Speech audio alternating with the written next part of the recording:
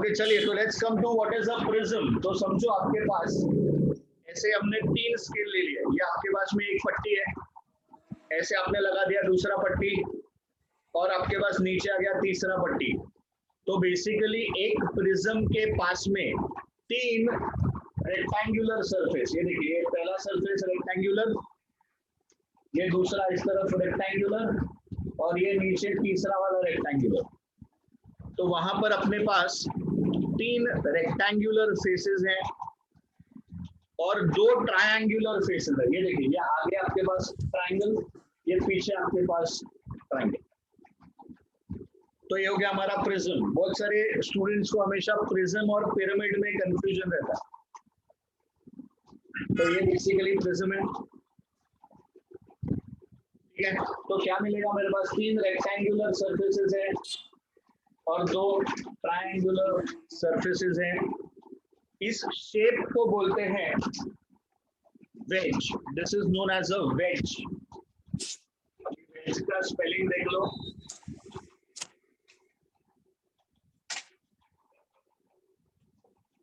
So this is a wedge। नहीं तो normally अपन वेज मतलब VEG वाला वेज सोचते हैं, भाई वो वेज नहीं है। इस शेप को बोलते हैं वेज, वेजेस। तो ये एक वेज शेप होता है। अभी प्रिज्म, ये आपको पूरा स्ट्रक्चर दिखा दिया, ठीक है। फ्रंट व्यू में जब आप देखोगे, this is what it looks like in the front view, मतलब सिर्फ आगे का पार्ट। अब इसमें हम लोग अलग अलग चीजें सीख लेते हैं। ये जो एंगल है, नॉर्मली हम लोग इसको नाम देते हैं ABC।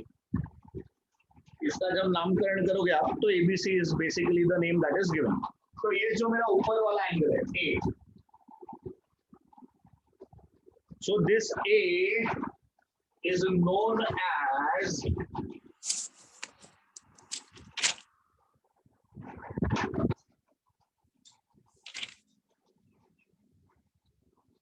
the refracting angle। क्योंकि कल जो हम डेरिवेशन करेंगे, कल हम एक बड़ा डेरिवेशन करेंगे,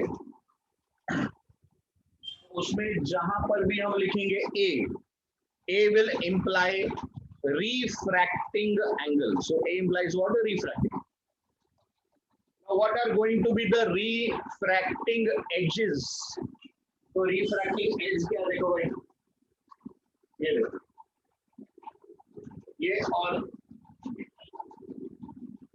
मतलब जब एंगल बनेगा तो it will be because of the 2 planes. 2 plane मिल रहे हैं कहीं पे आके, वहीं पे आके अपने को वो एंगल बन रहा है, रिफ्रैक्टिंग एंगल। तो वो जो मेरे प्लेन्स के वाले जो एजेस हैं, they will be known as the refracting edges. तो ये वाला जो पार्ट है,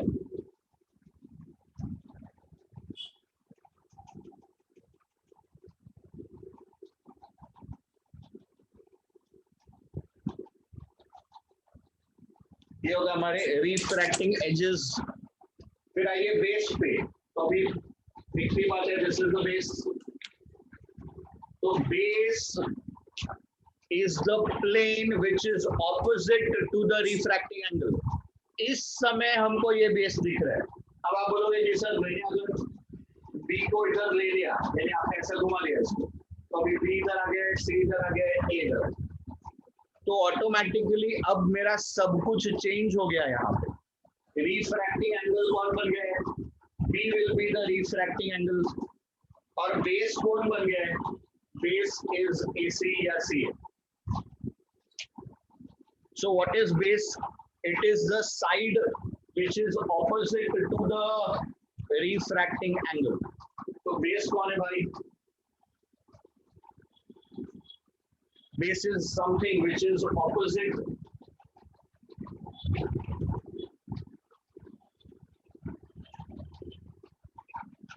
to the refracting angle।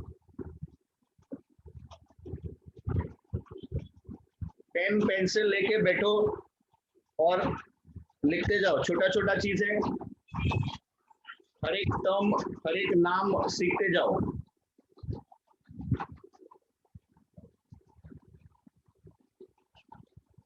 ठीक है, अब आते हैं हम लोग प्रिंसिपल सेक्शन पे।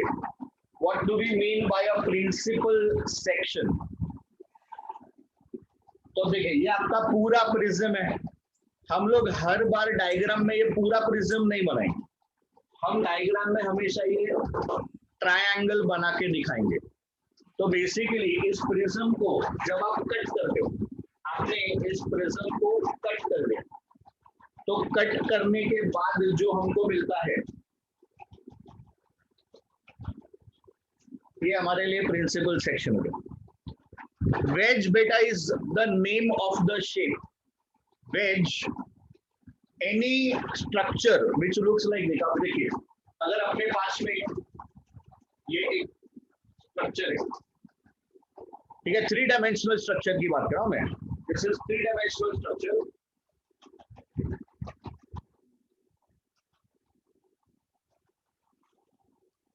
तो बेसिकली इसको बोलते हैं वेज। तो वेजेस आर ऐसा ऑड शेप्स होता है वो, यहाँ पर मोस्टली हम लोग इक्विलैटरल ट्रायंगल के फॉर्मेट में दिखाते हैं, बट ऐसा जरूरी नहीं है कि हर बार ये इक्विलैटरल ट्रायंगल होना चाहिए। तो they are odd shapes,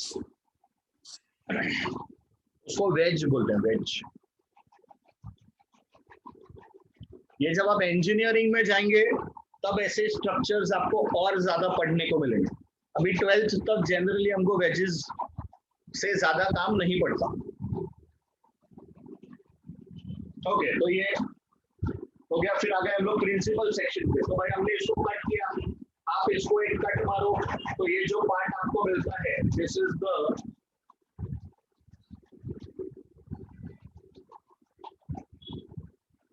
principal section of the prism. एक बार ये चारों नाम देख लीजिए, आपको ये सारे नाम समझ में आ गए हैं क्या? चलिए, सबको मालूम है, बताइए जल्दी जल्दी। डिस्पर्शन ऑफ लाइट क्या होगा?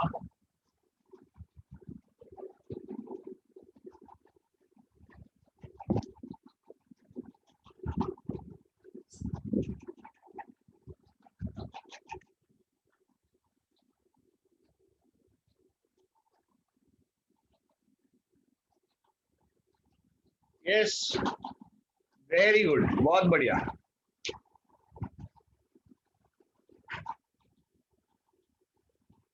आंसर 2 ही लोगों का है, बैठे हम लोग 50 लोग हैं। नहीं, 2 नहीं, और भी थोड़ा है, सॉरी। ओके, चलिए वही 3-4 नाम मेहनत कर रहे हैं, कोई बात नहीं। सो डिस्पर्शन ऑफ लाइट मतलब स्प्लिटिंग अप। लाइट का एक रे आएगा एंड इट विल स्प्लिट और break into its 7 constituent colors. So the splitting up of white light into its 7, शाबाश अदिति। ये देखिए, न्यू स्टूडेंट है, आज पहला एंट्री किया है, बट जवाब देने के लिए रेडी है, मेहनत करने के लिए रेडी है। चलिए, कोई बात नहीं, मैं कितना भी बोलूं क्या होगा, है ना। Okay, so basically the splitting up of white light into its 7 constituent colours. अब मेरे प्यारे आलसी लोगों, वो 7 कलर का शॉर्ट फॉर्म तो बोल दो, बोलो मतलब लिख के भेजो। वेरी गुड, शाबाश विशाल, अदिति, जॉर्डन, निशा, क्रिस, देवांशी, बहुत बढ़िया। What about others? अरे ये तो बचपन से सीखा यार अपन ने। वेरी गुड आंसला, शाबाश गौरी, शिवम, बहुत बढ़िया। ओके, तो ये हमारा व्हाइट लाइट,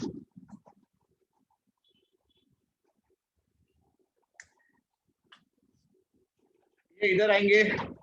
चलिए, ये वाला जो पार्ट है इस पे प्लीज ध्यान दीजिएगा, ये हमारे काम का हिस्सा है, ये बहुत यूजफुल है। इसमें वो बहुत एमसीक्यूज घुमाता है। 2-3 लाइन हम लिखेंगे, 3 लाइन बहुत काम की है।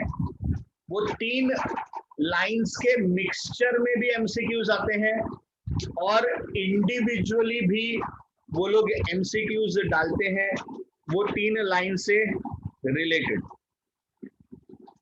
ठीक है, अब मुझे ये बताइए कि विबग्योर तो आपको याद है, बट ऑलवेज रिमेंबर जब भी आप इधर सेंड करते हो, होता क्या है, आपको डिस्पर्जन करने को बोला जाता है and there is a tendency in right VIBGYOR.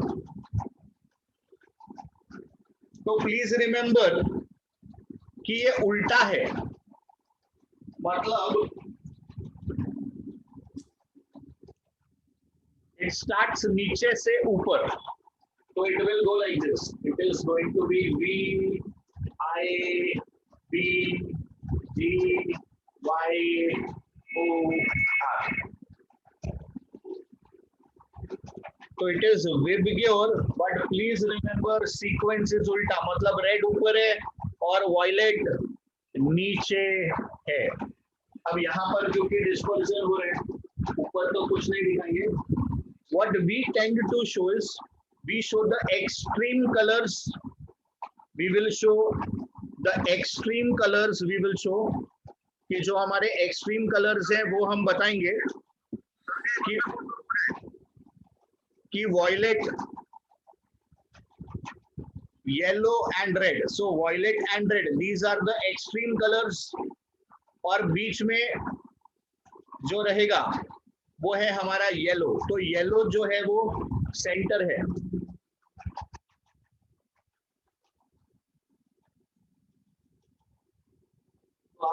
We दिखाओ, आर दिखाओ,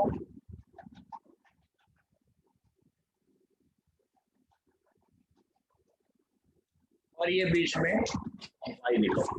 तो it is not necessary to show all the 7 colours, अपने को ये 3 कलर दिखा देने, वॉयलेट, येलो, रेड। चलिए नाउ फोकस, अब काम की बात आ रही है। फ्रॉम योर प्रीवियस इंफॉर्मेशन, जो आपकी, good question Jordan, good question, बहुत बढ़िया क्वेश्चन है। देखिए V I B G Y O R. तो अभी क्वेश्चन ये है, लगता है सर जी गिनती भूल गए हैं, 3 इधर 3 इधर, तो ग्रीन बीच में आना चाहिए, येलो क्यों दिखा रहे हो बीच में? Good question. Now this yellow that we have shown, basically इसको हम मीन कलर मानते हैं and this mean color is calculated based on the wavelengths of the extreme color। हम लोग मीन वैल्यू कैसे निकालेंगे? सपोज ये आपको निकालना है मीन वैल्यू, तो हम क्या लेंगे, lambda violet plus lambda red upon 2। ये जब आप करेंगे तो जो आपको आंसर मिलेगा वो आंसर जो रहेगा उसका wavelength matches with the wavelength of yellow colour. इसीलिए सन अपने को येलो कलर का दिखता है, ना तो सन अपने को वायलेट दिखाई देता है, ना वाइट दिखाई देता है, ना रेड दिखाई देता है। सन अपने को येलो इसीलिए दिखाई देता है क्योंकि वो बाकी जो सब आपके या अदर जो एक्सट्रीम कलर्स है उसका जो एवरेज है या उसका जो मीन है उस कलर का अपने को सन दिखाई देता है। तो that is why yellow is taken as the mean colour. Good question Jordan, good question. अब इससे जो हमको जानकारी है, प्लीज ध्यान दीजिए सब लोग, वेवलेंथ के बारे में बताओ। रेड का वेवलेंथ सबसे ज्यादा है, क्या आप सबको ये बात मालूम है? Wavelength of red colour is maximum, ये जानकारी सबको है। इसीलिए danger signals are always painted in red colour, इसीलिए स्टॉप वाला signal is in red colour. याद आ रहा है? So wavelength of the red colour is greater than yellow and it is greater than violet. तो ये इंफॉर्मेशन हमारे पास पहले से है। अब वो लोग क्या करेंगे, समझिए इसको। वो लोग आपको वेवलेंथ के टर्म्स में नहीं देंगे question. What will be the relation between their refractive indices? What can you say about mu r, mu y and mu v? चलिए बताइए। अब इसमें वेवलेंथ और म्यू में क्या रिलेशन है?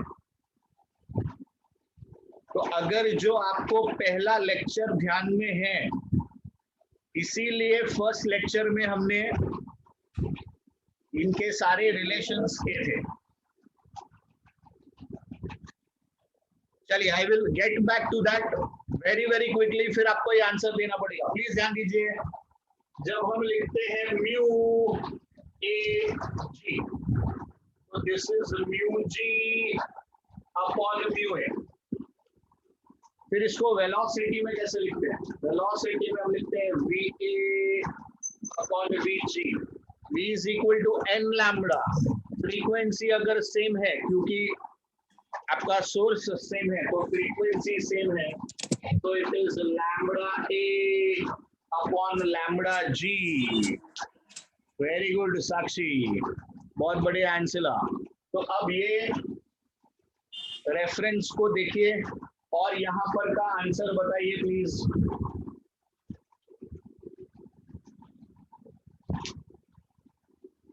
क्या रिलेशन होगा बताइए? Very good Disha, the relation is inversely proportional. Mu is inversely proportional to the velocity and it is inversely proportional to the wavelength. तो यहाँ पर आपको सारे साइन क्या करने पड़ेंगे? आपको सारे साइन उल्टे करने पड़ेंगे। तो ये जनरली ये नहीं पूछते, क्योंकि ये मोस्टली सब बच्चे लोग को आता है, ये हमने बचपन से पढ़ा हुआ होता है या लोअर स्टैंडर्ड्स में किया है। बॉटम लाइन इज, ये हमने लोअर स्टैंडर्ड्स में किया है। अब एक और क्वेश्चन देखिए, what can you say about delta? Delta here stands for deviation. Delta stands for deviation. तो अब देखिए, क्योंकि हमको विबग्योर बोलने की आदत है, उस विबग्योर बोलने की आदत के हिसाब से हम हमेशा बोलते हैं विबग्योर, तो डिविएशन रेड का ज्यादा होगा, ऐसा हमको लगता है। Very good Tanvi. बट ये देखिए, ये आपका लाइन है, ये आपका ओरिजिनल लाइन है, तो ये आपका डेल्टा आर हो गया और ये आपका डेल्टा वी हो गया। तो जो डिविएशन है, the deviation once again is maximum for violet and it is minimum for red colour. तो डिविएशन वायलेट का सबसे ज्यादा और रेड का सबसे कम होगा। ये सारा चीज वो लोग एमसीक्यूज में पूछते हैं, कुछ तो भी अच्छा सा स्टोरी क्रिएट करेंगे and the question will be either related to refractive index और it can be related to deviation, या रिफ्रैक्टिव इंडेक्स और डिविएशन को मिला के कुछ दे देंगे। तो अगर अपने को ये तीन लाइन क्लियर है, तो इनके मिक्सचर में या इनको यूज करके कोई भी एमसीक्यू अगर आएगा तो हम लोग उसको कर सकेंगे। चलिए, अब क्या बचा हमारे पास? स्पेक्ट्रम। ओके, तो स्पेक्ट्रम क्या है बताइए? What is a spectrum? हमने इलेक्ट्रोमैग्नेटिक स्पेक्ट्रम भी किया है। Spectrum is any sequential arrangement in terms of their frequencies or wavelengths. यहाँ पर भी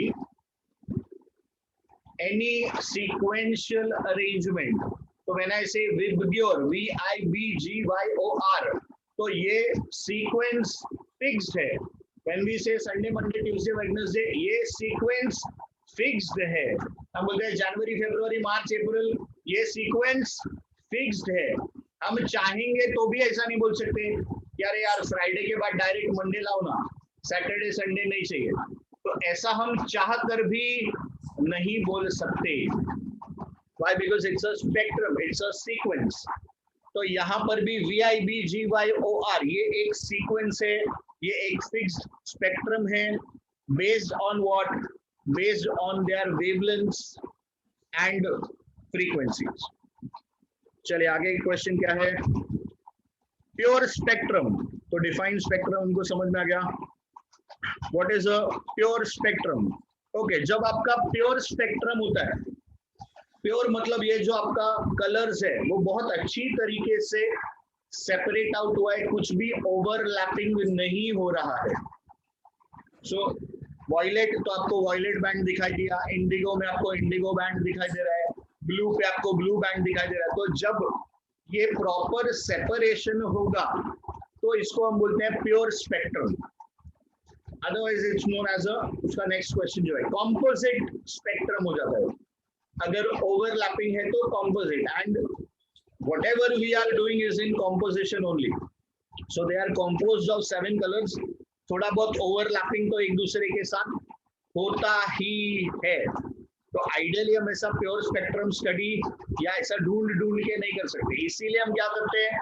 इसीलिए हम मोनोक्रोमैटिक स्टडी करते हैं कि सिर्फ उसी लाइट के बारे में, सिर्फ उसी कलर के बारे में जब हमको जानकारी चाहिए, या उसी वेवलेंथ को पढ़ना चाहते हैं, या उसी फ्रीक्वेंसी को पढ़ना चाहते हैं, तो इसी वजह से हम क्या करते हैं? हम मोनोक्रोमैटिक लाइट यूज करते हैं, so that we are sticking to a single colour. तो आज का आपका ये जो की पॉइंट था, की टेक अवे पॉइंट था, वो ये था, ये आपका सबसे आज के हाईलाइटिंग फीचर था। तो इसको आप प्लीज ध्यान में रखना।